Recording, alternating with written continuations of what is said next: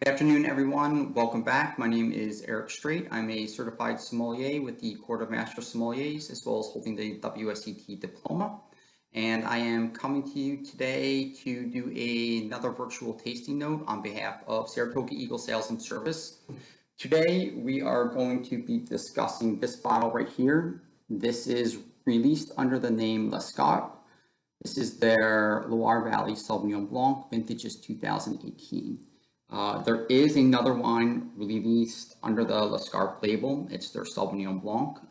I'll give you a couple notes on that at the end of the video, but for right now, we're just going to be discussing this one right here.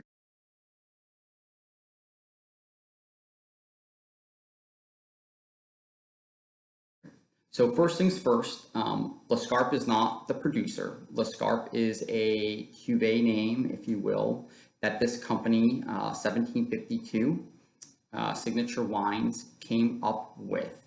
Now, 1752 Signature Wines is essentially a company that buys juice that has been made by smaller producers throughout France that either one may not have a bottling line themselves, and so hire this company, 1752 Signature Wines, to bottle the wine for them.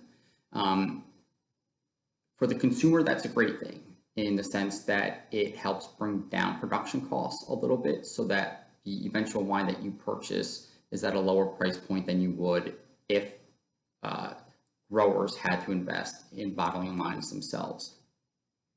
So 1752 Signature Wines actually has a number of wines that they've released that have done really well. Jeb Dunnock, who works for Robert Parker's Wine Advocate, has done some amazing reviews on a Baccarat as well as a Cornas and a Coroquet that 1752 Signature Wines has released. But in any case, again, 1752, they're located at Domaine des Ursins in Beaujolais. This is one of the projects that they've recently released for the United States market. Just a couple of notes on the 2018 vintage. Generally considered a warmer vintage. There was two issues that you really had to consider with this vintage in the Loire Valley. One was that there was a fair amount of rotten mildew in June. The second was that the summer brought on fairly warm conditions as well as dry conditions. So the dryness kind of helped relegate and help keep some of that rot and mildew that was seen in June at bay, but generally summer was warm. So for reds, you generally produce these fairly age-worthy and dense red wines. For whites, though, you tended to produce, especially with Sauvignon Blanc, wines that were a little bit lower in acid than you may be used to in a cooler vintage. The fruit also tends to be a little bit more tropical. So instead of getting those like really green pyrazine notes that you may expect with this grape, wherever you are really, you're looking at more of or expected to find more of a tropical fruit profile to them. So let's get into the wine itself. The first thing I do want to point out is just the appearance of this wine, okay? So as you can see, there is a fair amount of yellow to this wine. Generally with Sauvignon Blanc, you're looking at like a very pale yellow or very pale straw color. This has a little bit more intensity to it. Sauvignon Blanc is not a thick-skinned grape. It's thicker than Semillon, which is why you may not see Sauvignon Blanc be used in a lot of botrytis-infected wines or be used for botrytis itself. But it's not a super thick-skinned grape. So the color, I don't think, is coming from the skins. This is also a fairly young wine, so I don't believe that there's really any color coming from aging as well.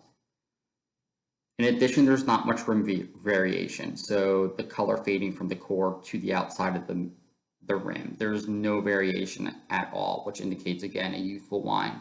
So for me, I'm thinking that a bit of this color is actually coming from the vessel that this was aged in, and I would have to believe that this sees some sort of neutral oak vessel. I don't think it's new oak, because at this price point, which we'll discuss at the end of the video, I would not expect to see any new oak on this. But I do think that this wine, after being fermented in you know, stainless steel has seen a bit of time in oak to help it kind of breathe and oxygenate and impart this type of color to it.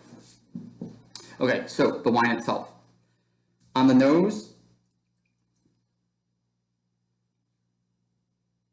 intensity is more of that like medium to medium plus. I don't get anything that like really jumps out of the glass like sometimes you can smell with this grape when you open a bottle from across the room and you can smell it. I would say this is leaning more towards medium plus in aromatic intensity. I get lots of dried lemon zest, lime peel, almost like this note of like just ripened tangerine.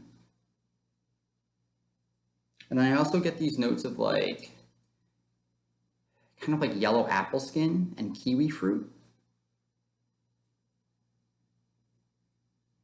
There's a dried herb component that I expect with Sauvignon Blanc, but it's very subtle here. I would say this is more of a secondary kind of underlying note.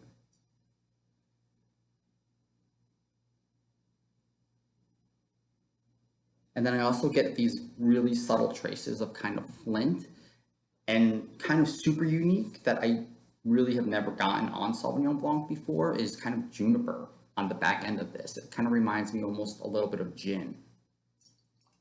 So on the palate,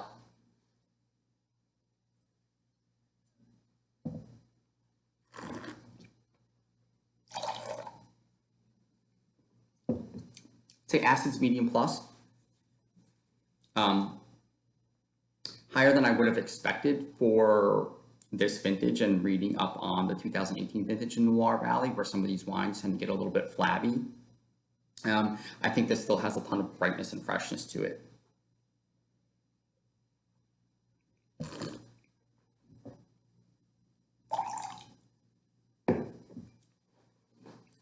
Alcohol seems more medium. This says 12% on the back. For a warmer vintage, again, that seems a little bit low just because usually those warmer vintages, you accumulate more sugars in the grapes. More sugars in the grapes when you ferment to dryness should leave you with a bit more alcohol in the resulting bottle. This one doesn't seem that way. So I like seeing more moderate alcohol wines though. So I would say 12% is probably a good call, and I would say yes, alcohol is medium. If we look at the viscosity on this, legs I would say are thin and fairly quick to run, so that would kind of confirm more of a medium viscosity and more of a medium alcohol level on this. So what about the aromatics on the nose? Or on the palate, I should say. So all those aromatics on the nose,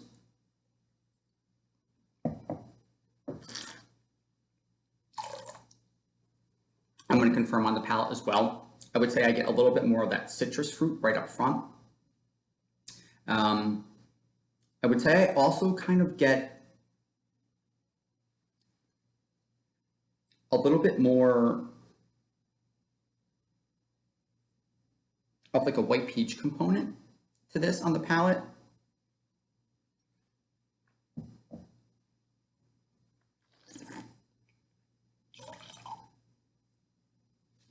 But again, on both nose and palate, I don't get any indication of any new oak whatsoever.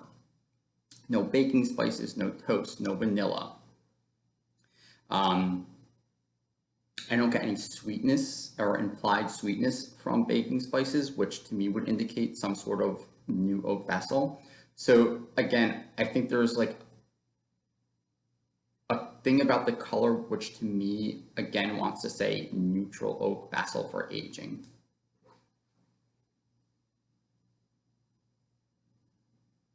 I also do kind of want to point out that if you are expecting those really kind of green bell peppery notes of pyrazines that you may find in some examples of, let's say, like Marlborough, New Zealand, Sauvignon Blanc from a producer like Brancott, who's single vineyard stuff, you can smell from, again, across the room. You're not going to find it here. This is much more elegant. It's much more subtle. It's still very citrus driven, but there's not this overt kind of flamboyancy to this wine. It's much more reserved as far as aromatics in that pyrazine respect. And then as far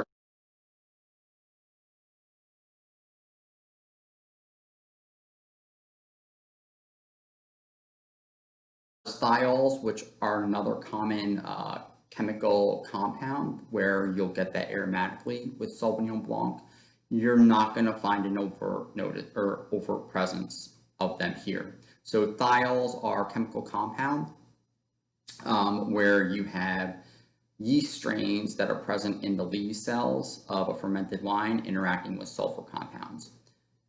They usually give notes to very like tropical aromas and like very heavy gunflint and smoke notes. So while there is some flint here, it's not nearly as overt as you would expect with a more traditional Sauvignon Blanc made in this area of the world.